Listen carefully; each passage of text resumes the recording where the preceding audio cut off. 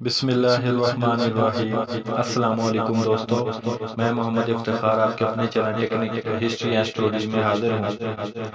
دوستو، حضرت عمر فاروق رضی اللہ تعالی عنہ کا دور حکومت قسط نمبر 18 کے ساتھ آج حاضر ہے۔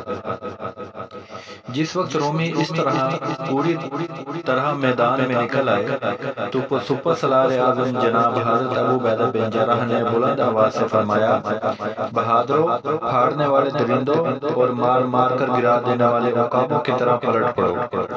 مسلمان یہ سنتے ہی ٹوٹنے والے ستاروں کی طرح پلٹے اور بکھرے ہوئے شیروں کی طرح اڑاتے ہوئے ان کی طرف لپکے۔ مریض اور اس کی جمعیت کو گھیر کر چاروں طرف سے اچھی طرح گھیر کر اور آنکھ کی سیاہی کی طرح ان کو مارنا شروع کیا۔ رومی ان کے وقت میں اڈر پر سفیدی یا سیاہ بیل کی سفید تل کی طرح نظر آنے لگے۔ رومیوں نے کمانوں پر چلے چڑھائے، مسلمانوں نے نیزے ہاتھ میں لیے اور انہیں سنبھال کر گرسوں کی طرح مڈلاتے ہوئے شیر ببر کی مانند ان کی طرف جھپٹے اور دائیں بائیں نیزوں کے ہاتھ دکھلا کے ان کی جمعیت کو توڑ کے پھینک دیا۔ عطیہ بن قہر زبیدی رحمۃ اللہ علیہ کا بیان ہے کہ رومی ہمارے اس طرح پلٹنے اور میدان میں جم کر لڑنے سے ہماری طرف بڑھے اور حملہ کر دیا۔ لڑائی کا بازار اب پوری طرح سے گرم ہو گیا تھا۔ حضرت خالد بن ولید جو اس وقت ایک سرنگ گھوڑے پر سوار تھے اور جو فتح بائلبک کے وقت بائلبک نے آپ کو ہدایتاً دیا تھا، پہنے ہوئے سرخ امامہ جو آپ لڑائی میں ہمیشہ لگایا کرتے تھے، لگائے ہوئے وسط لشکر سے آگے بڑھے۔ آپ جوش و خروش میں مست ہاتھی کی طرح جھومتے اور بکھرے ہوئے شیر کی مانند ڈکارتے ہوئے میدان میں آئے۔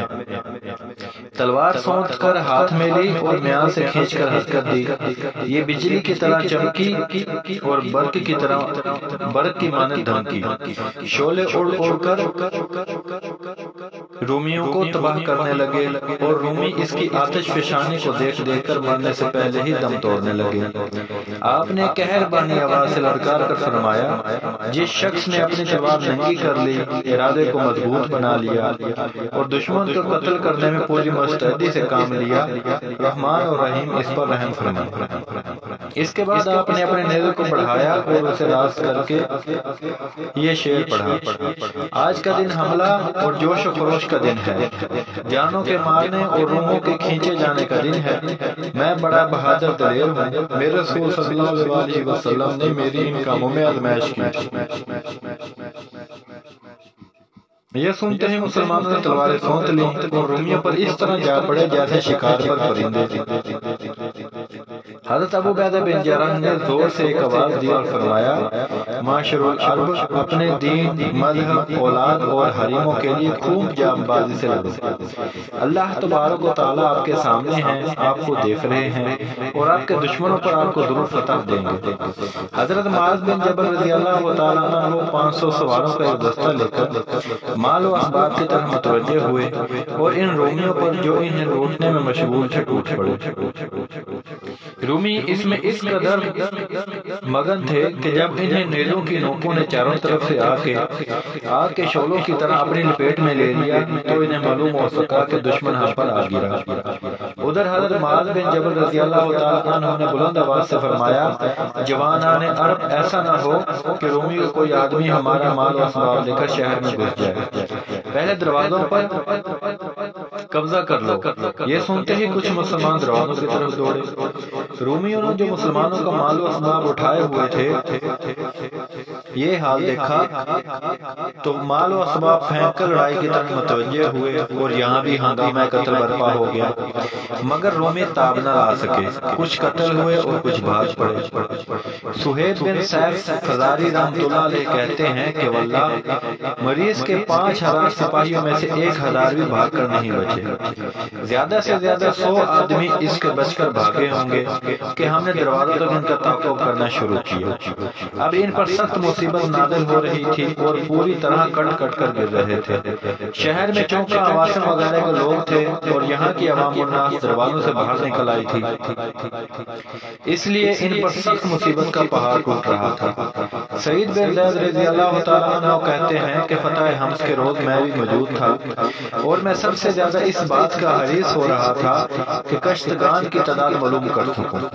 میں نے 5-6 ہزار مقتولین کا سوائے ان لوگوں کے جو زخمی اور قیدی تھے اندازہ لگایا اور ان کی اس قدر تعداد معلوم کر کے حضرت ابو عبیدہ بن جراح کی خدمت میں حاضر ہو کر انہیں اس بات کی خوشخبری دی۔ آپ نے فرمایا، سعید زید کے بیٹے، تو نے بڑی خوشی کی بات سنائی، مگر یہ بھی معلوم ہو سکا کہ ان کے سردار مریض بھی قتل ہوا یا نہیں؟ میں نے عرض کیا، یا امیر، اگر وہ قتل ہو چکا ہے تو اس کا قاتل میرے سوا اور کوئی نہیں۔ آپ نے فرمایا، تم یہ کس طرح سمجھا کہ وہ میرا ہی مقتول ہے؟ میں نے کہا، حضور، بات اصل یہ ہے کہ میں نے ایک سوار کو جو نہایت ڈیل ڈول اور سرخ و سفید رنگ کا شخص تھا، رومیوں کے وسط میں تھا۔ وہ ایک خوبصورت رضا پہنے ہوئے تھا، اس کے ریشمی کپڑوں کی مشک کی بو آ رہی تھی، ہاتھ میں تلوار تھی اور ایک اور آلہ جو نہایت عمدہ تھا مست اونٹ کی طرح لیے ہوئے تھا۔ میں نے یہ دعا پڑھتے ہوئے اس پر حملہ کر دیا، جس کا ترجمہ کچھ یوں ہے، یعنی بار الہ، میں اپنی طاقت پر آپ کی قدرت کو آگے کرتا ہوں، الہی اسے میرے ہاتھ سے قتل کرا دیجئے اور اس کا اجر مجھے بخش دیجئے۔ آپ نے فرمایا، سعید، تو نے اسے کپڑے اور سامان اتار دیا تھا یا نہیں؟ میں نے کہا، حضرت، میں نے نہیں اتارا، البتہ اس کے قلب میں میرے ترکش کا ایک نشان ہے جسے میں نے اس کے دل میں تاک کر مارا تھا، اور جس وقت وہ لڑک کر گھوڑے سے گرا اور اس کے ساتھی بھاگے تھے تو میں نے اس کے پاس پہنچ کر تلوار کی 2 ایسے ضربے ماری تھی کہ اس کی ہزار بند کی جگہ تمام جگہ کٹ گئی اور اسے اپنے تیر کو اس کے دل میں بس اس طرح چھوڑایا تھا۔ آپ نے یہ سن کر مسلمانوں کو حکم دیا کہ تم اس کے ناز کے پاس جا کر سعید کو اس کا سامان دے دو، چنانچہ انہوں نے ایسا ہی کیا۔ واقدی رحمۃ اللہ علیہ کہتے ہیں کہ جس وقت لڑائی کے شعلے ٹھنڈے ہو گئے تو مسلمانوں نے مال غنیمت کے کپڑے، زرہیں، تاتاری، گھوڑے، مال و اسباب جمع کر کے حضرت ابو عبیدہ بن جراح کی خدمت میں پیش کیا۔ آپ نے بیت المال کے لیے اس کا 5واں حصہ مطلب خمس نکال کے باقی تمام مسلمانوں میں تقسیم فرما دیا۔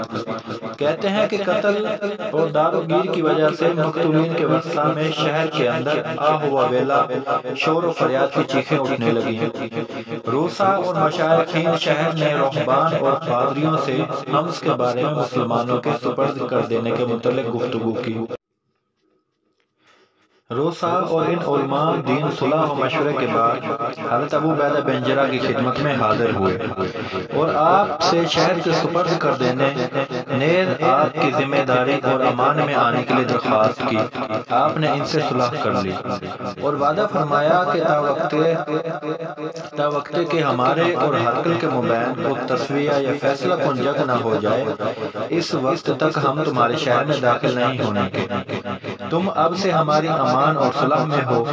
اہل حمص نے مسلمانوں کی تعظیم و تکریم کے غرض سے انہیں اپنے یہاں ٹھہرانا اور رسد دینا چاہا، مگر حضرت ابو عبیدہ بن جراح نے ان کا انکار کیا اور کوئی مسلمان واقعہ یرموک سے پہلے، تاکہ رومیوں کے دلوں میں مسلمانوں کا عدل اور نیک خواہی مربوط ہو جائے، حمص میں داخل نہیں ہوا۔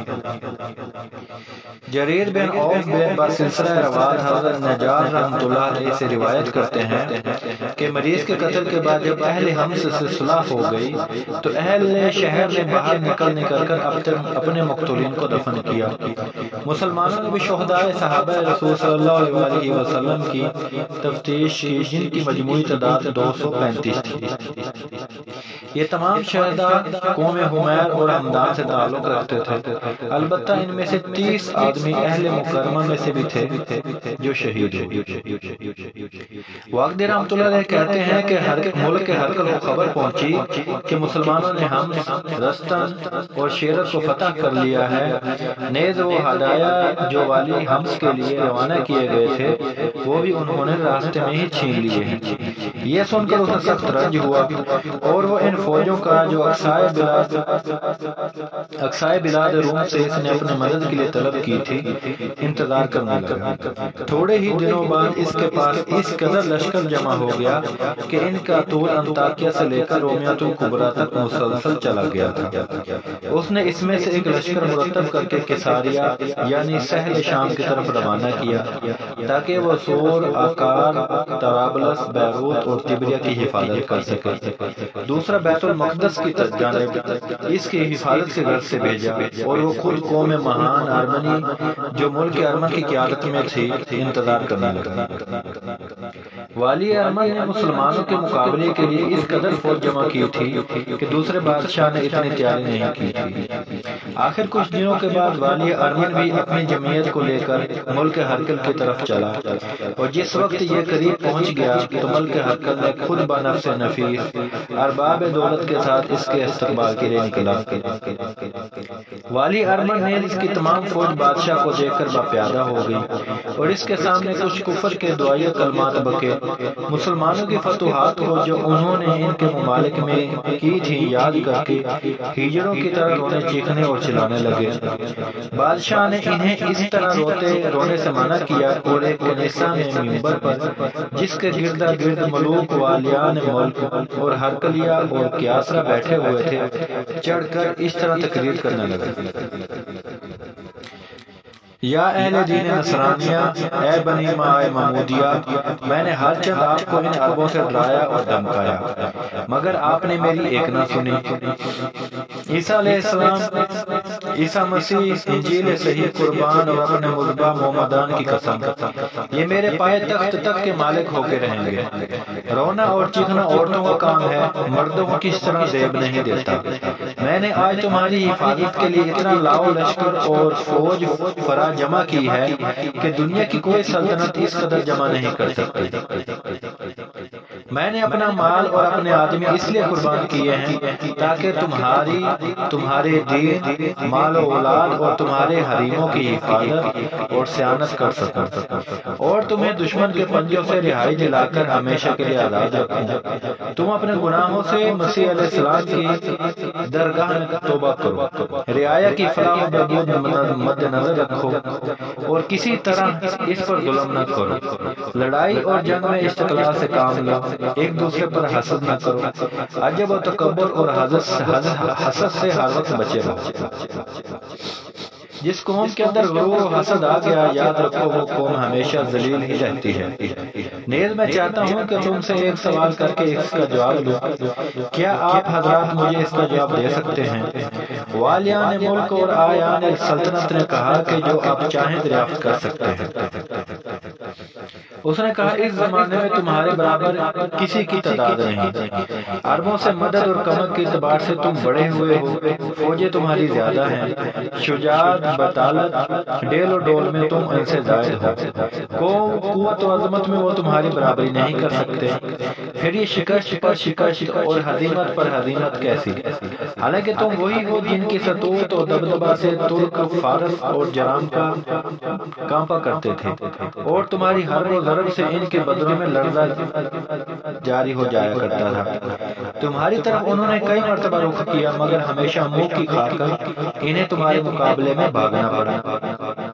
اب کہاں گئی تمہاری وہ عظمت اور کہاں چلی گئی وہ تمہاری شان و شوکت اور کیا ہوئی وہ سطوت؟ عرب جو ایک ضعیف الخلقت اور ننگی بھوکی قوم تھی جس کے پاس نہ آدمی تھے نہ ہتھیار اور وہ غالب آ گئے۔ بصرہ اور حیران میں تمہیں مار کر ناکو چنے چبوا دیے، اجنا دین، دمشق، بائلبک اور حمص میں گھس کر مغلوب کر دیا۔ کہتے ہیں کہ یہ بادشاہ کے الفاظ سن کر سب خاموش ہو گئے اور کسی سے اس کا جواب نہ بن پڑا مگر ایک بوڑھا پادری جو دین نصارہ کا عالم تھا کھڑا ہوا اور کہا بادشاہ کیا آپ کو معلوم نہیں کہ عرب ہاتھ پر کیوں فتح پائے چلے جاتے ہیں اور کیوں ان کی تائید ہو رہی ہے؟ اس نے کہا نہیں، مسیح کی قسم مجھے خبر نہیں۔ اس نے کہا اہل ملک یہ اس لیے اور محض اس لیے ہے کہ ہماری قوم نے اپنے دین میں تبدل اور اپنے مذہب و ملت کو تغیر کر لیا ہے۔ مسیح علیہ السلام بن مریم صلوات اللہ وسلام علیہ جو کچھ لائے تھے ان کا انکار کر دیا ہے۔ بعض نے بعض کے ساتھ ظلم کرنے میں کمر باندھ لی ہے۔ امر بالمعروف اور نہی عن المنکر کا دفتر ہی اٹھ کھڑا ہوا ہے۔ نہ عدل ہے نہ احسان، اطاعت و فرما برداری بالکل نہیں ہے۔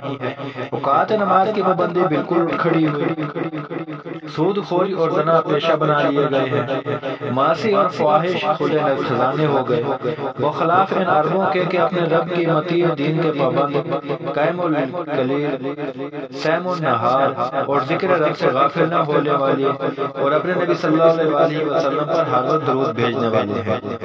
ظلم و جور کا نام تک نہیں جانتے، ایک دوسرے میں امتیاز نہیں سمجھتے، صدق ان کا اشعار ہے اور عبادات ان کا مشغلہ۔ اگر ہم ان پر حملہ کرتے ہیں تو پھر توقع کہ فتح نہ ہولے ہٹتا نہیں ہے، اور اگر ہم ان پر حملہ کر دیں تو میدان سے پشت دکھا کر بھاگتے نہیں۔ ان لوگوں نے اچھی طرح سمجھ لیا ہے کہ ان پر یہ حقیقت روز روشن کی طرح عیاں ہو گئی ہے کہ دنیا دار فتح ہے اور آخرت دار البقا۔ واغدی رحمۃ اللہ علیہ کہتے ہیں کہ سال خوردہ پادری کی یہ گفتگو اور تقریر سن کر بادشاہ نیز تمام ارکان دولت کہنے لگے کہ واقعی آپ نے جو کہا ہے وہ صحیح ہے، اسی وجہ سے عرب ہم پر برابر بڑھتے چلے جا رہے ہیں۔ اس کے بعد ملک ہرقل نے کہا اگر یہی بات ہے اور ہماری قوم کی یہی بدعمالیاں ہیں تو مجھے کوئی ضرورت نہیں کہ میں ان کی مدد کروں، بلکہ میں چاہتا ہوں کہ تمام افواج کو جہاں جہاں سے وہ آئی ہیں انہی کے مقام پر واپس کر دوں، پھر مجھے بھی یہاں ٹھہرنے کی کوئی ضرورت نہیں کہ میں ان کی مدد کروں۔ مال و اسباب کو لے کر ارض سوریہ سے استنبول یعنی قسطنطنیہ کی طرف چلا جاؤں اور وہاں پہنچ کر عربوں سے بے خوف ہو کے زندگی بسر کرنے لگوں۔ یہ مایوس کن جملے سن کر ارباب دولت اس کے سامنے سجدے میں گر پڑے اور کہنے لگے بادشاہ آپ کو ایسا نہ کرنا چاہیے، آپ دین مسیح علیہ السلام کو ذلیل نہ کیجیے ورنہ قیامت کے دن آپ سے اس کا مطالبہ ہوگا۔ روسا اور والیان ملک کے سامنے آپ کو شرمندگی اٹھانی پڑے گی، ملت عیسوی کا جھنڈا کمزور ہو جائے گا، نیز دشمنوں کو ہم پر ہنسنے کا موقع ہوگا اور اس طرح ان کے گھی کے چراغ جلنے لگیں گے۔ ساتھ ہی اگر اس شام جنت مقام سے آپ تشریف لے گئے تو ہمارے بعد عرب اس پر قابض ہو جائیں گے۔ ہماری مدد کے لیے اس وقت اتنا لشکر جمع ہو گیا ہے کہ دنیا کے کسی بادشاہ کے پاس اتنا لشکر کبھی جمع نہیں ہوا، نیز خود عربوں سے لڑیں گے اور کار زار جنگ میں پورے استقلال کے ساتھ کام کریں گے۔ ممکن ہے کہ عیسیٰ علیہ السلام ہماری مدد کریں اور اگر ہم مغلوب ہی ہو گئے تو ہماری نجات ہو جائے گی۔ آپ عزم بالجزم کر کے پہلے جسے آپ چاہیں ہر اول بنا کر روانہ کر دیجئے، پھر آپ ہمیں حکم دیجئے ہم عربوں کی طرف بڑھیں۔ بادشاہ یہ سن کر بہت خوش ہوا اور ارادہ کیا کہ روم کے 5000 بادشاہوں کے زیر کمان یہ لشکر روانہ کیا جائے۔ چنانچہ سب سے اول اس نے سنہرے ریشمی کپڑے کے ایک نشان جس کے سر پر جواہر کی ایک سلیب لگی ہوئی تھی تیار کر کے کناتر والی رویس کے سپرد کیا اور 1,00,000 اون سکالیہ وغیرہ کے جو ان کے اس کے ماتحت کر کے اسے خلط دی اور پٹکا اسی کمر میں باندھ کر جانے کے لیے تیار کر دیا۔ اس کے بعد روح پہلے 3 ریشمی کا ایک جھنڈا جس کے سرے پر سبز زبر جد کی سلیب لٹکائی گئی تھی اور جس میں سونے کے 2 شمسے یعنی افطار کی شکل کے 2 نشان لگے ہوئے تھے بنا کے جرجیر والی اموریہ کے سپرد کیا اور پٹکا اس کے خلت عنایت کر کے 1,00,000 رومی قوم فردانہ نیز تمام اقوام روم اس کے سپرد کر دی گئی۔ پھر تیسرا جھنڈا اس نے تیار کیا۔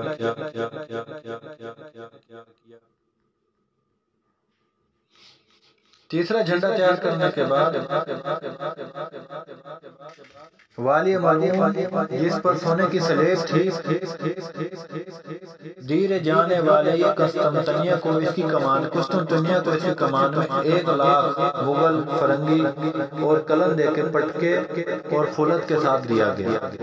چوتھا الدباج سیاہ کا کوریر کے لیے تیار کیا اور اس کو بھی 1,00,000 دوکس ارمن اور مغلیت کی فوج دے کے یہ اس کے سپرد کر دیا اور اس کو بھی روانہ کیا۔ پانچواں نشان جو در و جواہر سے مرصع تھا اور جس میں سونے کا قبضہ اور یاقوت احمر کی سلیب لٹکی ہوئی تھی، ماہان والی ارمنکوٹ، جس سے بادشاہ اس کی شجاعت اور تدبیر کی وجہ سے بہت زیادہ عزیز رکھتا تھا، اور نیز جو عصا کر فارس اور ترکوں کو چند مرتبہ شکست دے چکا تھا دیا گیا۔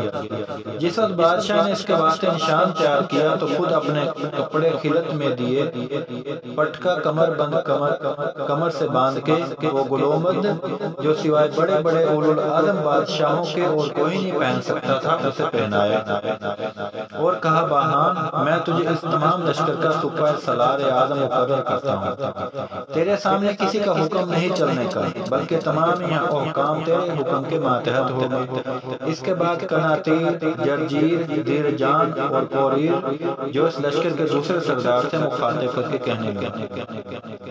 دوستو 18 نمبر قسط کا یہی اینڈ ہوتا ہے۔ پلیز کمنٹ باکس میں کمنٹ ضرور کیجیے گا، ویڈیو ضرور دیکھیے گا، شیئر ضرور کیجیے گا اور میرا چینل ضرور سبسکرائب کیجیے گا۔